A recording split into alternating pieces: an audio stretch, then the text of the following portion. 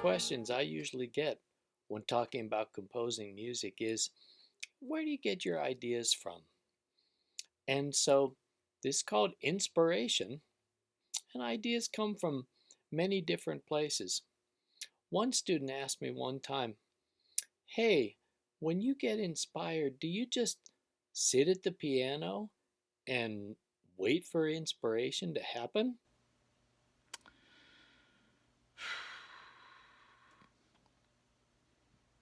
No, that's not how I do it. But inspiration comes from many different places. So I figured I'd talk about a couple of tunes that I've written and where the inspiration came from for those tunes. So one tune I wrote is a piece called Dance to a Mysterious Tune, and it was inspired by a quote by Albert Einstein. And the end of the quote says, "We all dance to a mysterious tune intoned in the distance by an invisible piper." And I said, wow, we all dance to a mysterious tune. That sounds like a great title for a piece. And so I thought about Albert Einstein, that guy with the crazy white hair, and I said, if he'd be dancing, how would he dance? I said, probably in 7/8 time. So this piece is written mostly in 7/8 time. It kind of goes around into a couple different time signatures, 6/8, there's 3/4, there's 2/4, there's 4/4. There's a little bit of 5/8 in there also. But mainly it's written in 7/8 time.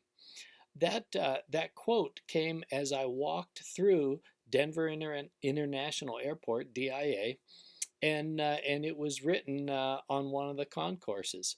So a strange place to get inspiration from while you're walking through DIA.